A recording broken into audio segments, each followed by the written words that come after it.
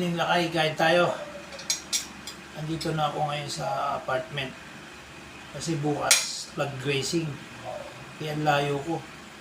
Sa ano pa, Caloocan pa. Kaya dito na tayo. Kain tayo. Ito kanin. Tsaka, pata. Papagala ng kainan ito. Magmukbang tayo.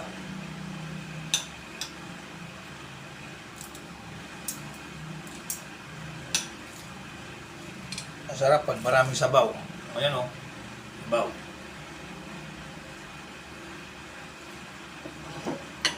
Ligaw, kain tayo. Hindi makikita yung ulam ko kasi.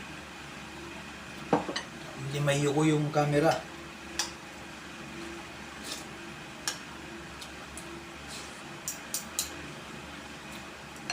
Kanina habang nasa biyahe ako,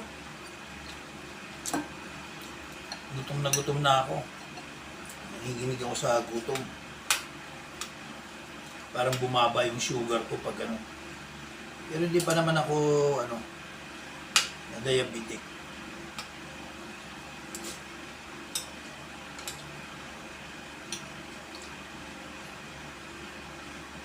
Pag kunti yung kinain ko sa tanghali, ganun. Parang nanginginig ako.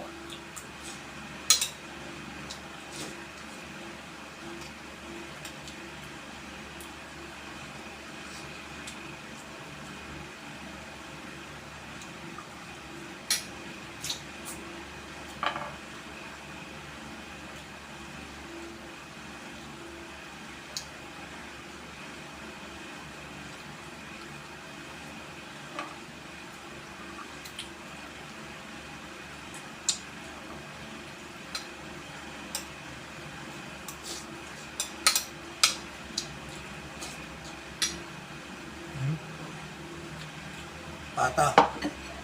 Kain tayo. Mga hindi pa kumakain dyan, kumain na. Inartem sa Ilocano.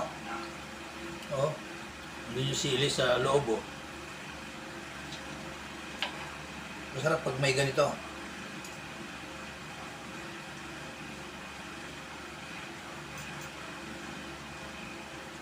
Ito ang sikreto niya pag medyo masarap yung ulam.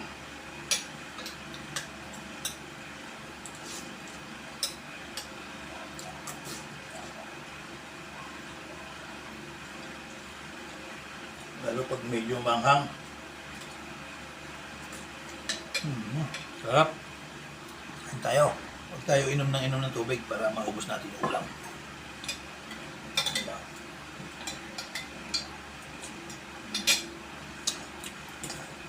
Isang kasirolo to. Pagkain natin yung kanin. Para hindi mapanisan. Masarap yung ulam eh.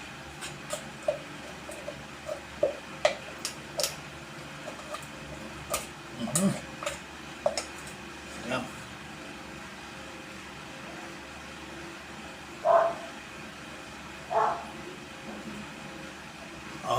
Pata. Kain tayo.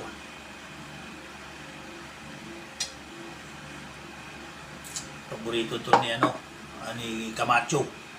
Saka ni Jello.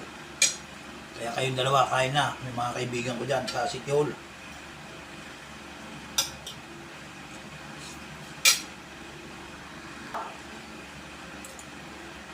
Mukbang tayo, pata.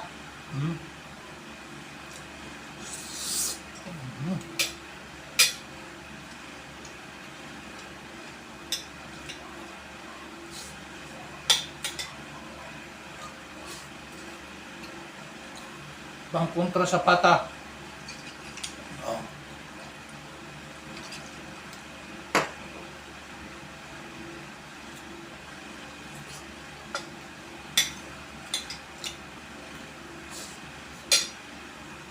Yung pata.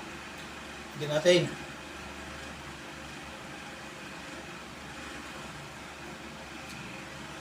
Yan. Sarap nito. Sukang Ilocos. Ayan lakay, tapos na tayo kumain. Ano na lang natin itong mga natitira-tirang konti.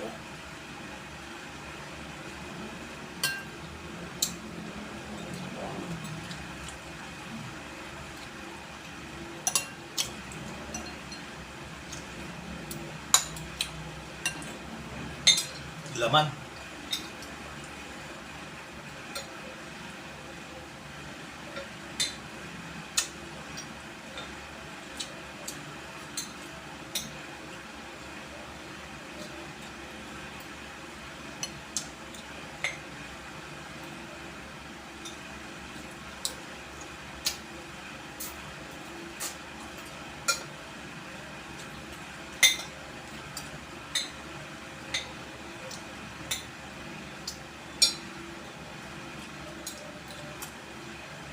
So ayan lakay. Tapos na tayo kumain. God bless. Salamat sa Panginoong Diyos. At medyo nakasurvive tayo kanina. Kanina nasa MRT ako. Ang lakas ng aircon pero pinagpapawisan ako ng malamig. Tapos bilog-bilog yung mga pawis ko. Tapos nanginginig ako. Nanginginig ako sa gutom. Kasi ganun ako eh. Pag kunting kinain ko sa tanghali, grabe, nanginginig ako sa gutom. Kasi katawan ko hinang-hina. Kaya iwas natin nga ganon. God bless. Ingat kayo lagi.